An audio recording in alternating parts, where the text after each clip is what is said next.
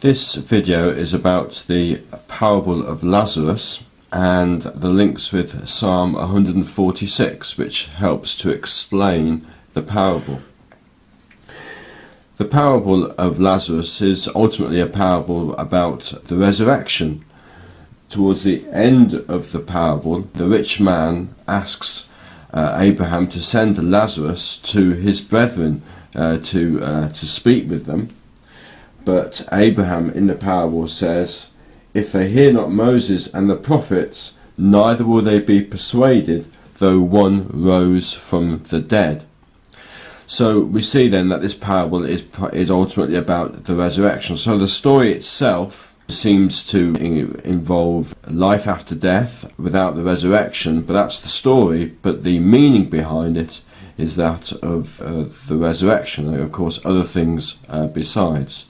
So why would we want to go to Psalm 146 to look at the parable, when looking at the parable of Lazarus?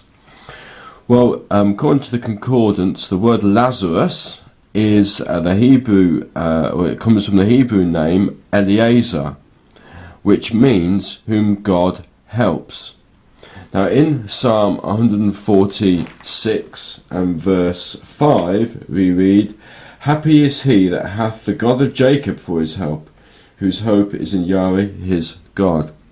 So we've got two words there, the word God, which is the Hebrew word El, and the word help, which is the Hebrew Ezer, and that's where the name Eleazer, or in the New Testament form Lazarus, comes from.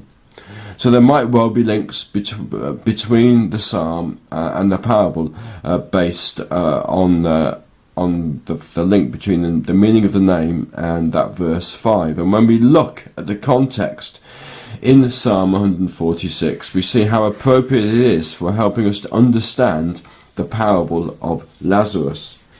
Take these two verses which we read of in Psalm 146. Verse 2 says, "While I live will I praise Yahweh, I will sing praises unto my God while I have any being." And then verse 4 says, "His breath goeth forth, he returneth to his earth, in that very day his thoughts perish." So there's quite a clear teaching there about the fact that when a person dies, that's it. There's no immortal soul which continues to live afterwards.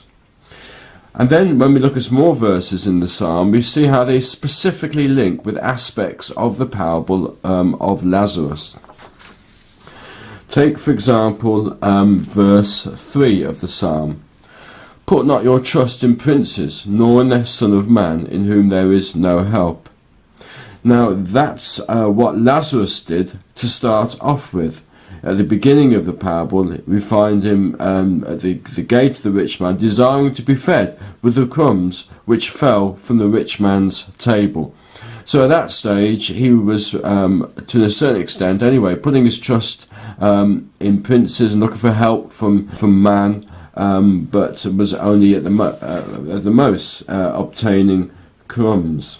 And then in verse 7 and 8 of the psalm, we read that God executed the judgment for the oppressed, which giveth food to the hungry. Yahweh looseth the prisoners, Yahweh openeth the eyes of the blind, Yahweh raiseth them that are bowed down, Yahweh loveth the righteous. And so ultimately this was true for Lazarus in the parable. In the end, it was God who gave him food. It was God who raised him up after he had been bowed down. And then in verse 9 of the psalm we read, "But the way of the wicked he turneth upside down."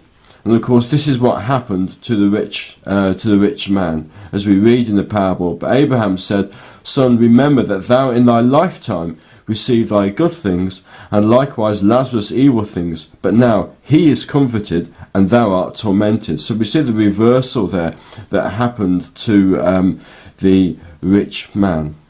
So Psalm 146 then, which actually is a psalm which seems to relate to the time of Hezekiah as part of the historical background, specifically also relates to the parable of Lazarus and helps us to understand that otherwise perhaps tricky parable.